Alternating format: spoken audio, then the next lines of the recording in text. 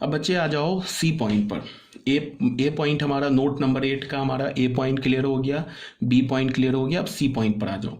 C point क्या बोल रहा है कि अगर ए बी से बड़ा है, ठीक है, तो और ए भी पॉजिटिव है बी भी पॉजिटिव है, तो दोनों साइड तुम स्क्वायरिंग कर सकते हो। जैसे हम इक्वालिटी में स्क्वायर करते हैं ना, इक्वालिटी जब होता है हमारे पास इक्वेशन होता है, जैसे होता है ना x is equal to y, तो हम क्या बोलते हैं, बिल्कुल आराम से बोलते हैं x square is equal to y square. But inequality में थोड़ा चेंज है, ये इन इक्वालिटी है, ये इक्वालिटी नहीं है।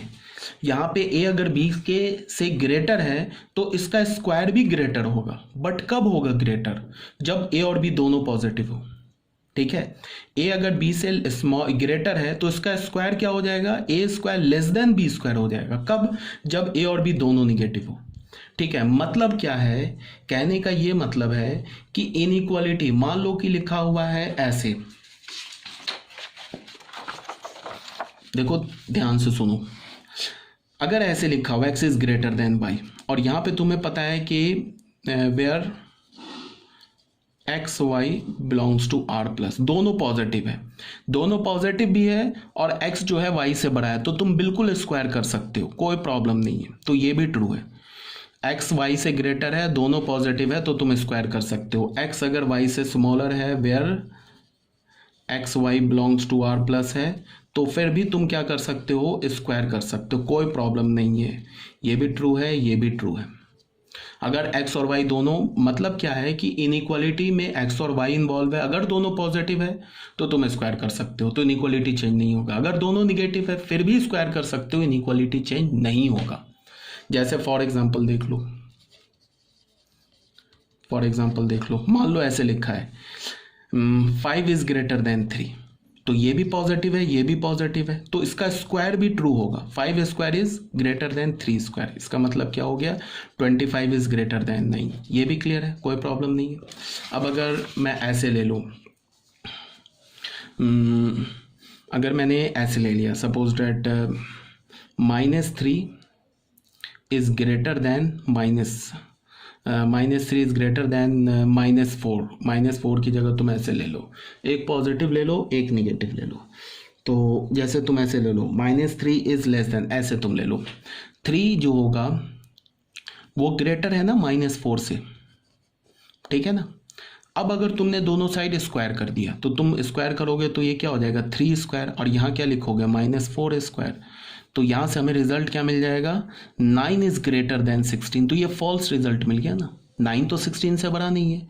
क्यों फॉल्स रिजल्ट मिला, क्योंकि एक पॉजिटिव था एक निगेटिव था, तो एक पॉजिटिव है एक निगेटिव है, तब तुम स्क्वायरिंग नहीं कर सकते हो इनइक्वालिटी में। तो इनइक्वालिटी में स्क्वायरिंग कब कर सकते हो, जब दोनों पॉजिटिव हो या दोनों निगेटिव हो।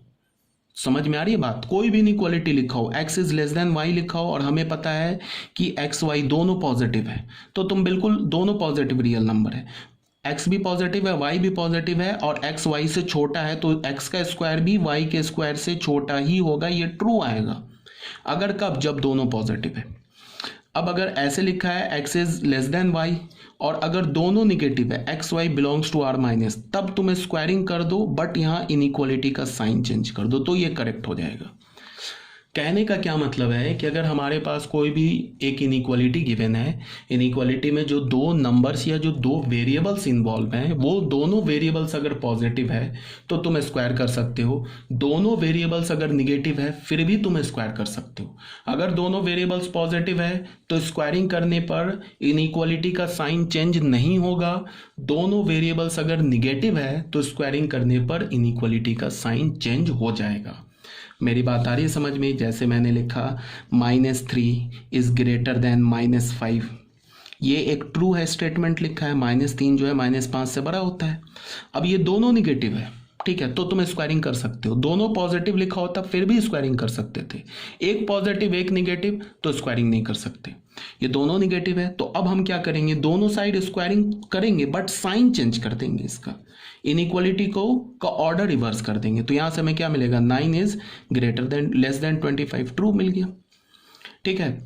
अगर ऐसे लिखा है 4 इज ग्रेटर देन 2, तो ये दोनों पॉजिटिव है, तो स्क्वायरिंग करने पर हम इनइक्वालिटी का साइन चेंज नहीं करेंगे।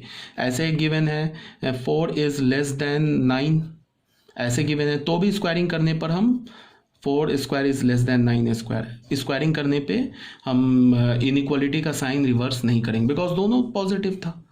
तो भी सेम, लेस देन है तो लेस देन रह जाएगा, ग्रेटर देन है तो ग्रेटर देन रह जाएगा। बट अगर दोनों निगेटिव है, -6 है और ये लिखा हुआ है इज लेस देन -4, अब जब हम दोनों साइड स्क्वायरिंग करेंगे तो क्या होगा, साइन को चेंज कर देंगे। ये बात आ रही है समझ में? एक साइड पॉजिटिव है एक निगेटिव है तो स्क्वायरिंग करेंगे, यही बात यहाँ पे लिखा हुआ है। If a is greater than b, a square is will be greater than B square कब होगा, if a comma b is less than 0। ठीक है, चाहे यहाँ पे ग्रेटर हो चाहे यहाँ पे लेस देन हो, तो फिर क्या हो जाएगा, A square is less than B square, मतलब कि इनइक्वालिटी का साइन रिवर्स नहीं करेंगे अगर दोनों पॉजिटिव है। ठीक है, इसको तुम ऐसे भी लिख सकते हो, कोई दिक्कत नहीं, ऐसे भी लिख सकते हो। A is less than B implies A square is less than B square कब, इफ ए बी पॉजिटिव। या ऐसे भी लिख सकते हो, इसको तुम ऐसे भी लिख सकते हो, A is less than B implies A square is greater than B square कब, if A B is negative. मतलब सिंपल सा एक बात तुमको याद रखना है कि स्क्वायरिंग हम कब करते हैं, जब दोनों नंबर या तो पॉजिटिव हो या दोनों निगेटिव हो। अगर दोनों नंबर पॉजिटिव